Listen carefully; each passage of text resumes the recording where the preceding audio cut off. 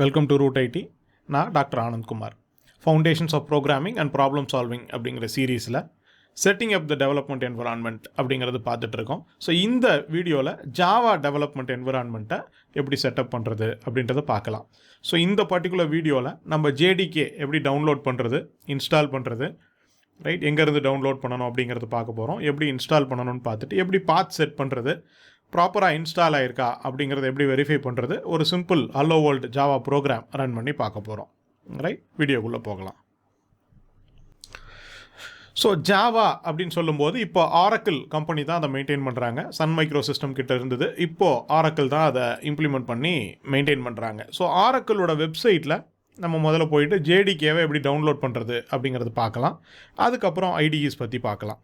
Right, so oracle.comல Java டெக்னாலஜிஸில் downloads அப்படிங்கிற வெப்சைட்டில் தான் நம்ம இப்போ இருக்கோம். ஸோ இங்கே பார்த்தோம் அப்படின்னு சொன்னால் Java 20 and Java 17 available now அப்படின்னு போட்டிருக்காங்க. ஸோ இதில் இந்த ஜாவா 20 அப்படிங்கிறது கரண்ட் லேட்டஸ்ட் ரிலீஸு, இந்த 17 அப்படிங்கிறது எல்டிஎஸ் அப்படிங்கிறது லாங் டேர்ம் சப்போர்ட் அப்படின்னு சொல்லுவாங்க. ரைட், இப்போ நான் 17 இன்ஸ்டால் பண்ணிக்கிட்டேன்னா அந்த 17 வெர்ஷனுக்கு ஒரு 5 to 6 இயர்ஸ் அவங்க கண்டிப்பாக நான் சப்போர்ட் கொடுப்பேன் அப்படின்னு அக்ரி பண்ணியிருப்பாங்க. ஸோ தட் நான் என் ஜாவா வெர்ஷனை மாற்ற வேண்டாம். ஸோ இது டிப்ளாய்மெண்ட் என்விரான்மெண்ட்டுக்கெல்லாம் சூட்டபுளாக இருக்கிறது தான் அந்த எல்டிஎஸ் அப்படின்னு சொல்லக்கூடியது. ரைட், நம்ம 20 டவுன்லோட் பண்ணிக்கலாம், ஜாவா 20 டவுன்லோட் பண்ணிக்கலாம். இப்போ நம்ம கோர்ஸை பொறுத்த வரைக்கும் பார்த்தோம்னா ஜாவா 8க்கு அப்புறம் இருக்கிற எந்த வெர்ஷன் உங்களதில் இருந்தாலுமே அது போதுமானது தான். ரைட், 20 தான் இன்ஸ்டால் பண்ணணும் அப்படின்னு எந்த கட்டாயமும் கிடையாது. ஜாவா 8க்கு அப்புறம் இருக்கக்கூடிய சேஞ்சஸ் அதை தான் நம்ம பார்க்க போகிறோம். ஸோ அதனால் ஜாவா 8க்கு அப்புறம் இருக்கிற எதுனாலும் ஒர்க் ஆகும். ரைட், ஸோ இங்கே பார்த்தோம் அப்படின்னு சொன்னால் லினக்ஸ் இருக்குது, மேக் ஓஎஸ் இருக்குது, விண்டோஸ் இருக்குது. இப்போ எனக்கு விண்டோஸில் வேணும், 64 பிட் இன்ஸ்டாலர் வேணும். ஸோ அதனால் நான் இந்த லிங்க்கை கிளிக் பண்ணி டவுன்லோட் பண்ணிக்கிறேன். என்னோட விண்டோஸ் வந்து 64 பிட்டு. ஸோ உங்களோட விண்டோஸ் 32 பிட்டாக இருந்ததுன்னா 32 பிட்டுக்கான டவுன்லோட் பண்ணிக்கணும், ஜாவாவை டவுன்லோட் பண்ணிக்கணும். பட் 32 பிட் ஜாவா வந்து இப்போ 20லலாம் கொடுக்கறதில்ல. அதுக்கான லிங்க்கை நான் இங்கே கொடுக்குறேன், டிஸ்கிரிப்ஷனில் கொடுக்குறேன், அதுலேருந்து எடுத்துக்கோங்க. ரைட், ஸோ இந்த லிங்க்கை தான் நான் இப்போ டவுன்லோட் பண்ணியிருக்கேன். ஸோ என்னோட டவுன்லோட்ஸில் ரைட் ஜாவாவில் JDK 20 விண்டோஸ் x64 bin.exe இருக்குது. இதை தான் நம்ம இன்ஸ்டால் பண்ண போகிறோம். இதனோட இன்ஸ்டாலேஷன் ஸ்ட்ரெயிட் ஃபார்வர்டு தான். ஜஸ்ட் டபுள் கிளிக் பண்ணி இன்ஸ்டால் பண்ண போகிறோம்.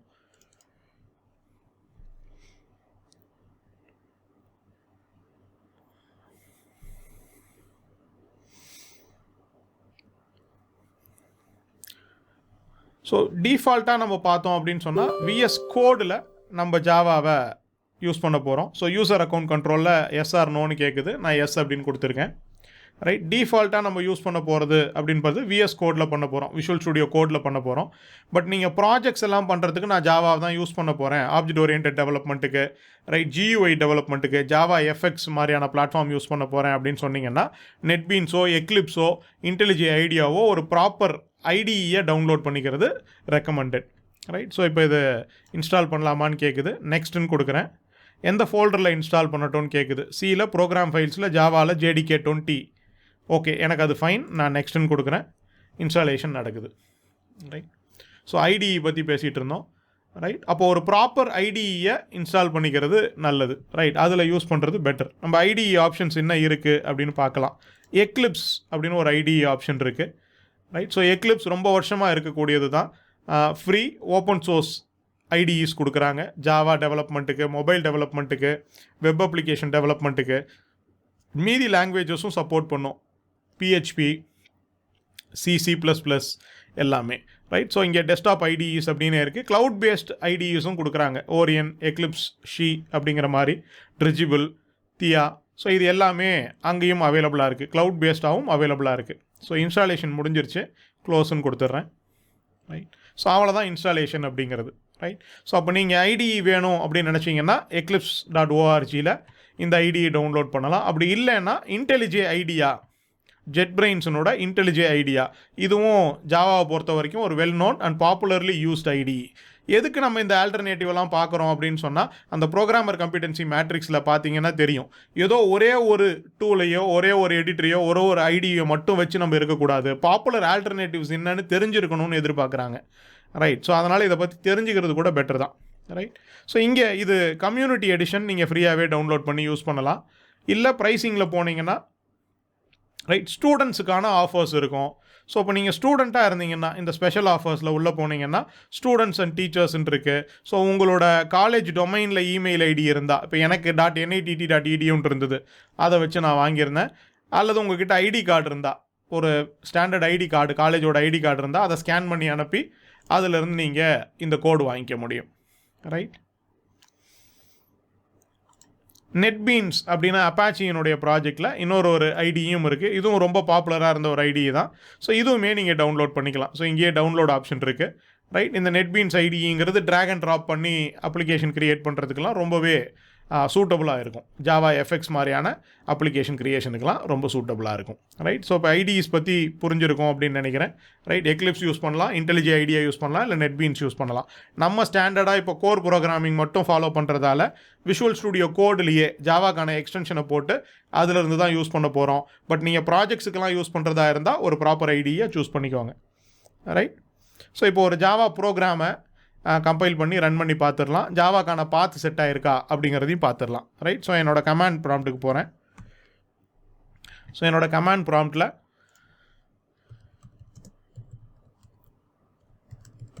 ஜாவா -- வெர்ஷன் இல்லை ஜாவா C - வெர்ஷன், ஜாவா கம்பைலர்னு அர்த்தம்.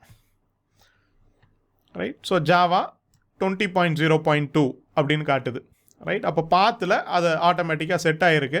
அப்படி ஒரு வேளை என்னதில் இப்படி காட்டலை அப்படின்னு சொன்னால் ஜாவா C அப்படின்னு நான் கொடுத்துருக்கேன். இங்கே கொடுத்த உடனே அது என்ன இருக்குது அப்படிங்கிறத காட்டிடுது. இப்போ நான் வெறும் ஜாவா -- வெர்ஷன் அப்படின்னு கொடுக்கலாம். என்ன ஜாவா இருக்குது அப்படிங்கிறத காட்டும். ரைட். ஸோ அப்போ இங்கே நம்ம இப்போ தான் இன்ஸ்டால் பண்ணியிருக்கோம் 20 அப்படிங்கிறத, அதை தான் எனக்கு இங்கே காட்டுது. ரைட். ஆட்டோமேட்டிக்காக அப்போ பார்த்து செட் ஆகி ரெடியாக இருக்குது ரன் பண்ணுறதுக்கு. ரைட். ஆனால் இல்லை என் சிஸ்டத்தில் இப்படி காட்டலை, கமாண்ட் நாட் ஃபவுண்ட் அப்படிங்கிற மாதிரி காட்டுச்சுன்னா நீங்கள் பார்த்து செட் பண்ணிக்கலாம். அதுவும் எப்படின்னு நான் இப்போ காட்டிடுறேன். ரைட். ஸோ அப்போ நம்ம எங்கே இன்ஸ்டால் பண்ணோன்னு உங்களுக்கு தெரியும். C டிரைவில், ப்ரோக்ராம் ஃபைல்ஸில், ஜாவாவில். ரைட். ஸோ இப்போ இங்கே பார்த்தீங்கன்னா நான் 1.8 இன்ஸ்டால் பண்ணியிருக்கேன், 12.0 இன்ஸ்டால் பண்ணியிருக்கேன், 20யும் இன்ஸ்டால் பண்ணியிருக்கேன். 3 வெர்ஷனுமே என்கிட்ட இருக்குது. இப்போ லேட்டஸ்ட்டாக இன்ஸ்டால் பண்ணது 20. ஸோ அப்போ இதுக்குள்ளே போனோம்னா பின் அப்படிங்கிற ஃபோல்டர், இதில் தான் இப்போ நம்ம யூஸ் பண்ண ஜாவா C இருக்குது. ஸோ இங்கேயே பார்த்தீங்கன்னா உங்களுக்கு தெரியும் ஜாவா C, இதை தான் இப்போ நம்ம யூஸ் பண்ணோம். ரைட். ஸோ அப்போ இந்த ஃபோல்டருடைய பாத்தை அப்படியே காப்பி பண்ணிக்கோங்க. இந்த ஃபோல்டருடைய பாத்தை காப்பி பண்ணிக்கோங்க.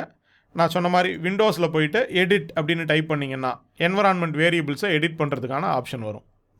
ஸோ இதில் போயிட்டு என்வரான்மெண்ட் வேரியபிள்ஸில் போயிட்டு, இப்போ நான் இங்கே ஜாவா ஹோம் அப்படின்னே ஒரு தனி வேரியபிள் வச்சுருந்தேன். அதனால் அதில் 12.0.1 இருக்குது.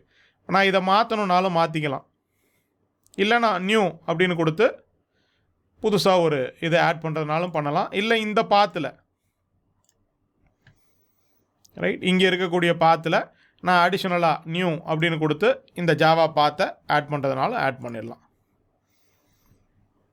ரைட். இப்படி ஆட் பண்ணிட்டீங்கன்னா ஆட்டோமேட்டிக்காக அதுவும் பாத்தில் ஆட் ஆகிடும்.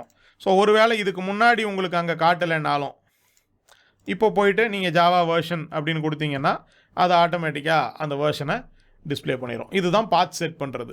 ரைட். ஸோ ஒன்ஸ் நீங்கள் இன்ஸ்டால் பண்ணி பாத் செட் பண்ணி இங்கே ஜாவா C அப்படிங்கிறது ரெக்கக்னைஸ் ஆகிடுச்சுன்னு சொன்னால் நீங்கள் ஒரு ப்ரோக்ராமை எழுத ஆரம்பிக்கலாம்.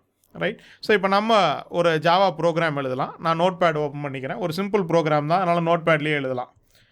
ஸோ ஜாவாவில் எல்லா கோடையுமே ஒரு கிளாஸுக்குள்ளே தான் எழுதணும். ஸோ அதனால் நம்ம இப்போ ஒரு சாம்பிள் கிளாஸ் எழுதிக்கிறோம். கிளாஸ் சாம்பிள் அப்படின்னு கொடுத்துருக்கேன். கிளாஸுக்குள்ளே பப்ளிக்னா யார் வேணாலும் வியூ பண்ணி பார்க்கலாம் அப்படின்னு அர்த்தம்.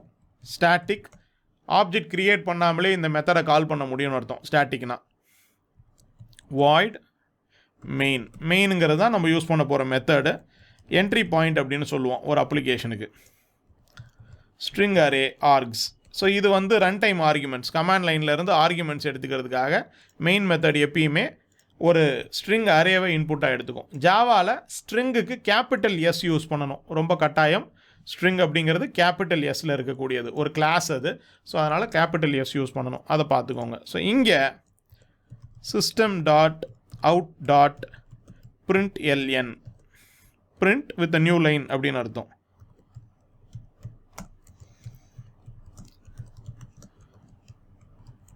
ஹலோ வேர்ல்டு ஃப்ரம் ஜாவா அப்படின்னு கொடுக்குறேன். ஸோ அப்போ நான் இங்கே ஒரு கிளாஸ் எழுதியிருக்கேன். அந்த கிளாஸுக்குள்ளே பப்ளிக் ஸ்டாட்டிக் வாய்டு மெயின் அப்படின்னு ஒரு ஃபங்க்ஷன் எழுதியிருக்கேன். அந்த மெயின் ஃபங்க்ஷன் அப்படிங்கிறது ஒரு ஸ்ட்ரிங் அரே ஆர்குமெண்ட்ஸுங்கிற பேரில் இன்புட்டாக எடுத்துக்குது. அதுக்குள்ளே system.out.println பிரிண்ட்னு ஒரு ஃபங்க்ஷன் இருக்குது, println ஒரு ஃபங்க்ஷன் இருக்குது. இப்போ நான் இதை சேவ் பண்ணுறேன். என்னோடய டெஸ்க்டாப்பில் சாம்பிள் கோடுக்குள்ளே ஜாவா கோடு அப்படின்னு ஒரு ஃபோல்டர் க்ரியேட் பண்ணிக்கிறேன். அதுக்குள்ளே sample.java இங்கேயும் அதே மாதிரி டெக்ஸ்ட் டாக்குமெண்ட்ஸாக சேவ் பண்ணக்கூடாது, ஆல் ஃபைல்ஸ்னு சேவ் பண்ணணும். அப்போ தான் .javaன்னு சேவ் ஆகும். இல்லாட்டி .java.txtன்னு சேவ் ஆகிடும். ஸோ அதை கொஞ்சம் கேர்ஃபுல்லாக பார்த்துக்கோங்க. Right, save. ஸோ இப்போ நம்ம சேவ் பண்ணிட்டோம். ஸோ இங்கே இருந்து அந்த டைரக்டரிக்குள்ளே போகலாம். ஸோ என்னோடய டெஸ்க்டாப்பில் சாம்பிள் கோடுக்குள்ளே ஜாவா கோடுக்குள்ளே போய் பார்த்தோன்னா ரைட் sample.javaன்னு இருக்குது. இப்போ நான் அதை தான் கம்பைல் பண்ணணும்.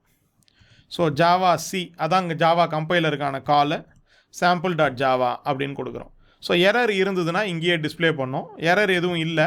ஸோ அதனால் ஜாவா சாம்பிள் அப்படின்னு கொடுத்துட்டு நீங்கள் ரன் பண்ண வேண்டியதுதான்.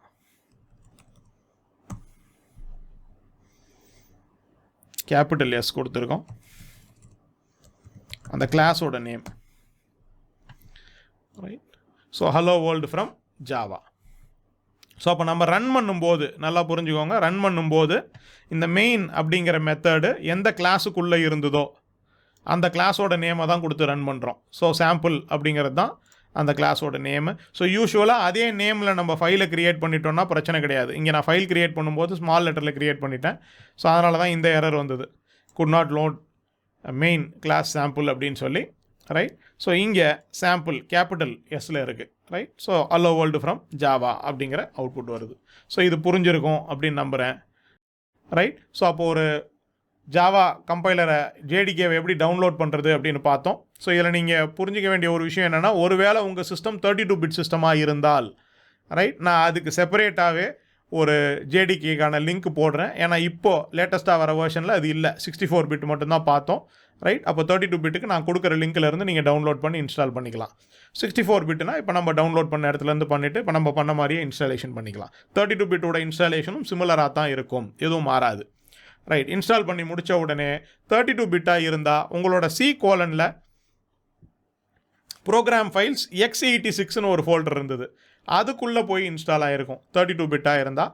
64 பிட்டாக இருந்தால் ப்ரோக்ராம் ஃபைல்ஸுக்குள்ளே இன்ஸ்டால் ஆகிருக்கும் ஜாவாவில். ரைட். ஸோ அதை காப்பி பண்ணி அந்த பின் அப்படிங்கிற ஃபோல்டருடைய பாத்தை நம்ம காப்பி பண்ணி பாத்தா செட் பண்ணிடுறோம். சிஸ்டம் என்விரான்மெண்ட் வேரியபிள்ஸில் போயிட்டு ஆட் பண்ணி விட்டுட்டோம்னா பார்த்து செட் ஆகிடும். அதுக்கப்புறம் ஜாவா சீன் கொடுத்தீங்கனாலே இன்னும் வேர்ஷன் ஆஃப் ஜாவா இன்ஸ்டால் பண்ணியிருக்குன்னு காட்டிடும். அதை வச்சுட்டு நீங்கள் ஜாவா இன்ஸ்டால் ஆகிடுச்சா இல்லையான்னு கன்ஃபார்ம் பண்ணிக்கலாம். இப்போ நம்ம ஒரு சாம்பிள் ப்ரோக்ராமும் ரன் பண்ணியிருக்கோம். ஒரு ஜாவா சாம்பிள் ப்ரோக்ராமில் ஒரு ஹலோ வேர்ல்டு ப்ரோக்ராமும் ரன் பண்ணியிருக்கோம். இது புரிஞ்சிருக்கும் அப்படின்னு நம்புகிறேன். ரைட். அடுத்த வீடியோவில் C# டெவலப்மெண்ட் என்விரான்மெண்ட்டை செட் பண்ணுறதை பற்றி பார்க்கலாம். Thank you very much.